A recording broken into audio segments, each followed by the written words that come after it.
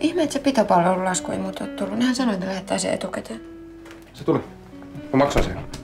No joo, sä et sanonut. Mua hävettää. Mikä? En mä tiedä. Kimi. Hei, mikä sulla on? Vastaa, Kimi!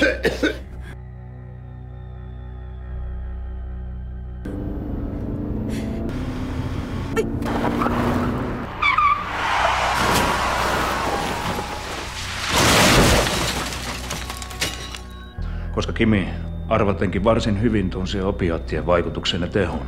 Kyseessä on itsemurha. Mitä? Tehän asuitte yhdessä yli 2 vuotta. Varmaankaan sellainen ei jää huomaamatta. Huumeriippuvuus. Mikä? Se käytti huumeita ja se kuoli. Sitä paitsi se oli saanut potkut töistä varkauden takia. Mikään, mitä se on mulle kertonut, ei ole ollut totta. Vaikka mä voisin sivuttaa kaiken muun, niin...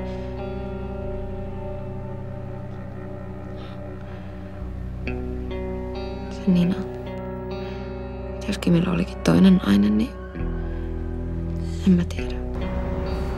Nina?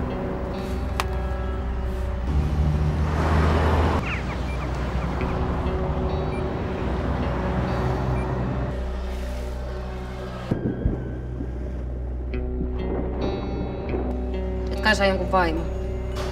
Mitä? Mä oon pahoillani, mitä Kimille tapahtui. Mä haluan selittää. Miksi?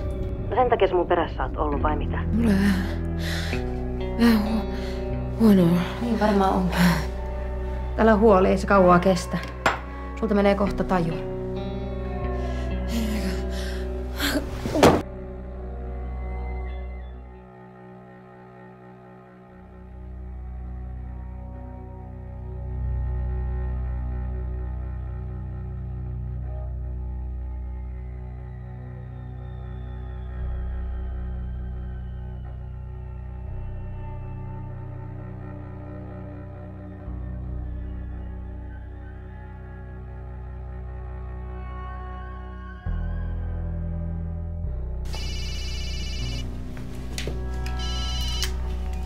Sonja.